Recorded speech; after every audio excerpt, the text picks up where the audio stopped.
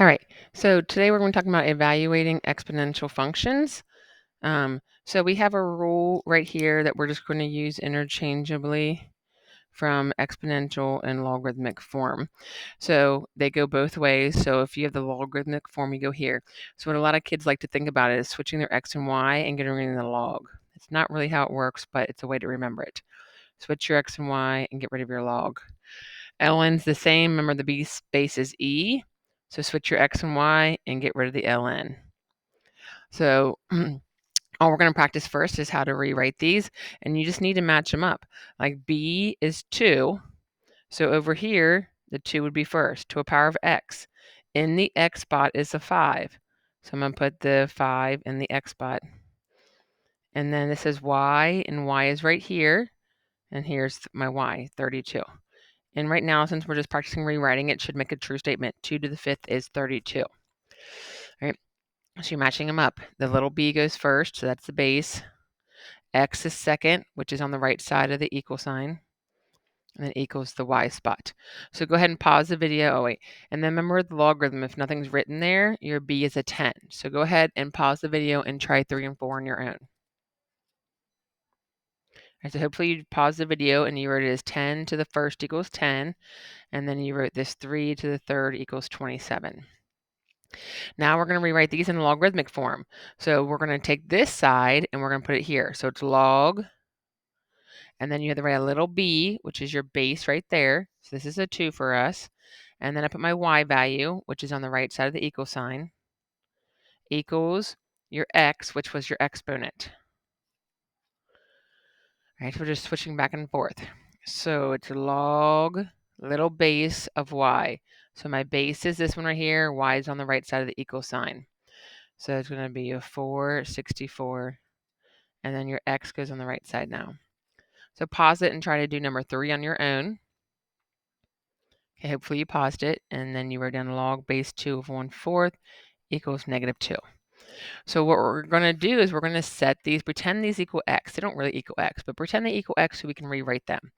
So we're going to say this would be pretend it equals x in your head. And so we're going to say 3 to an x equals 81. So you're saying 3 to what power would give me 81? If you're unsure, you could just start trying numbers. You can try 3 squared, 3 cubed. It is 3 to the 4th. So if you try different ones, that's what it would look like.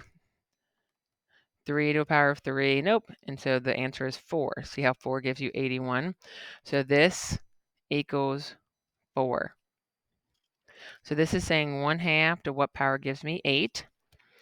So first of all, it's a fraction to a whole number, so I need to know it needs to be a negative because it has to flip it up. So then I'm going to be doing 1/2 to a power of, let's try like -2. Well, that's 4, so it's not going to give it to us. So it is going to be to a power of 3, because 2 cubed is 8. I make it negative to flip it. So 2 cubed gives you your 8, and you make it negative to flip it. So go ahead and try 3 on your own and pause the video. All right, hopefully you got the answer of 2, because 4 squared equals 16. This one right here, the easiest way to do this is to change the decimal into a fraction. So on graphing calculators, you hit math, enter, enter. And then let me see if I have a red calculator in here. I do. So if you have this right here, you have 0.04. And then I'm going to hit second PRB, because it says a fraction to a decimal. And it also turns it to 125 for you. So the first thing you're going to want to do on these is rewrite this as log base 5 of 125. So you're saying 5 to what power would give me 125? So again, a whole number to a fraction means it's a negative. You're saying 5 to what power would give you 25? So it's a 2. So this equals -2. So if I say 5 to a power of -2, it gives me the 0.04. Go ahead and try 5 and 6 on your own, and unpause the video when you're done to see what my answers are. All right, hopefully you paused it. You get 9 to the x equals 3. So the only way a number is going to get smaller is if we have a fractional exponent. So if I took the square root of 9, I'd get 3. Remember, square root as an exponent is a half. So you do 9 to a power of 1/2, and you'll get 3. Oh, you can't see that with the lights. 9 to a 1/2 is 3. 12 to a 1 equals 12. All right, so now we're going to find inverses, and inverses, you flip your x and y, and then you resolve and then solve by getting y by itself. So you switch x and y and resolve for y, right? Switch x and y and resolve for y.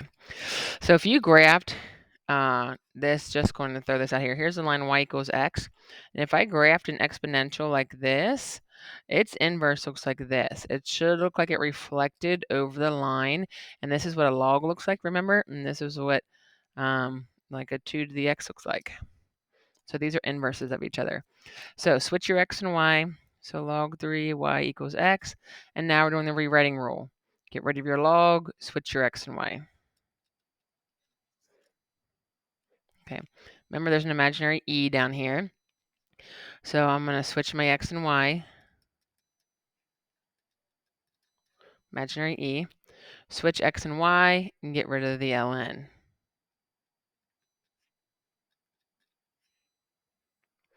Now I need to get y by itself, so I'm going to subtract my 1 over.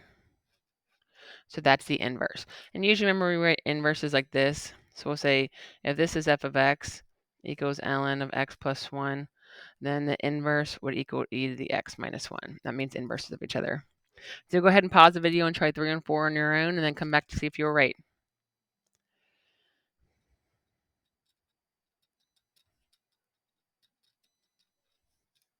And these are exponents. So I did 1/4 to a power of x equals y.